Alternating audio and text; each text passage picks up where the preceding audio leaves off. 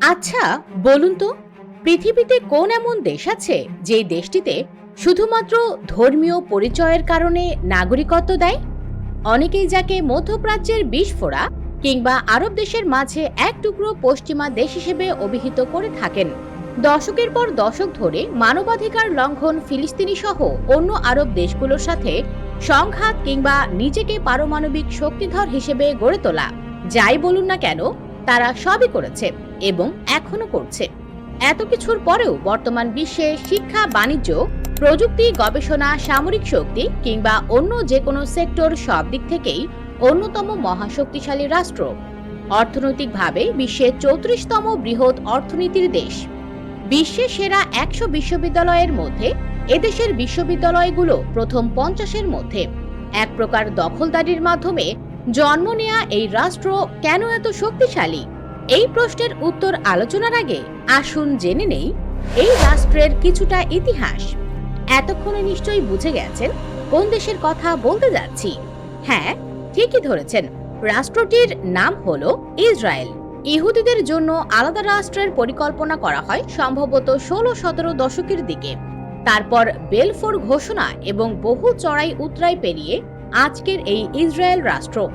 বর্তমান ইসরায়েল রাষ্ট্র যেখানে অবস্থিত সেই জায়গাটি পূর্বে ব্রিটেনের উপনিবেশ ছিল। 1948 সালে ইসরায়েল রাষ্ট্র ঘোষণা হলেও এই অঞ্চলে ব্রিটেন ও ফ্রান্সের প্রভাবই বেশি ছিল।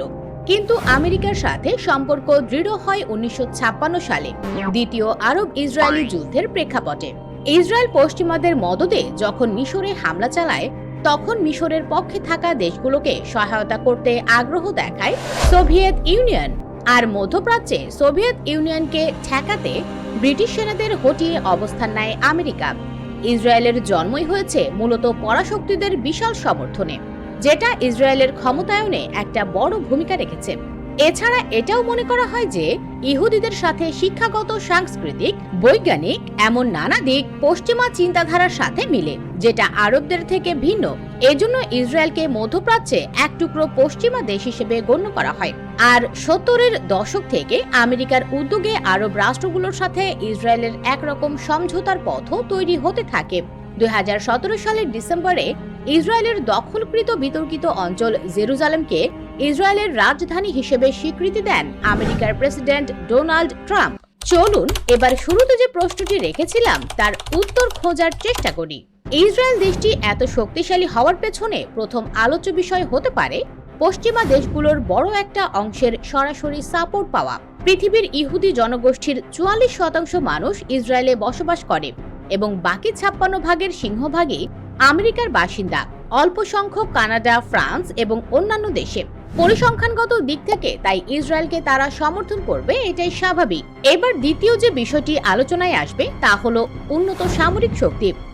পৃথিবীর একমাত্র দেশ যেখানে অসুস্থ এবং বিশেষ চাহিদা সম্পন্ন ছাড়া 18 বছরের ওপরে সকল ছেলে মেয়েকে সামরিক প্রশিক্ষণ নেওয়া বাধ্যতামূলক। ছেলেদের জন্য 32 মাস এবং মেয়েদের জন্য 24 মাসের এই প্রশিক্ষণে সকলকে ভবিষ্যতে যে কোনো পরিস্থিতির জন্য তৈরি করা হয়।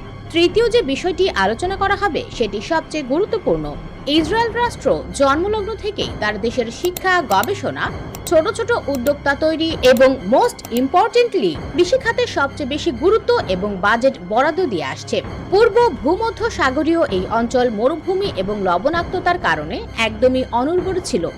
ইসরায়েলি গবেষকরা তাদের কৃষি প্রযুক্তি কাজে লাগিয়ে অনুর্বর অঞ্চলে ফসল উৎপাদন করতে সক্ষম হয়েছে এবং বর্তমানে বিশ্বে অন্যতম ফুড প্রসেসিং শিল্প রপ্তানিকারক।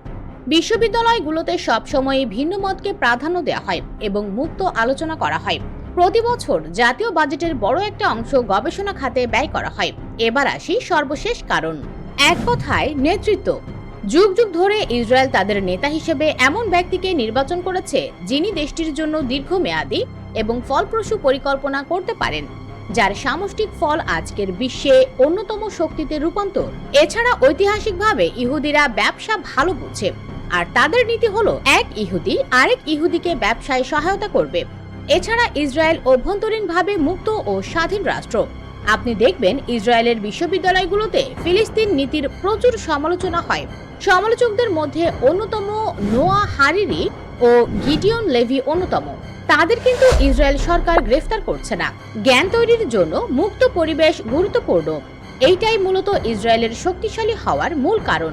তারা জ্ঞান তৈরি করেছে, যে জ্ঞান তাদের শক্তিশালী করছে।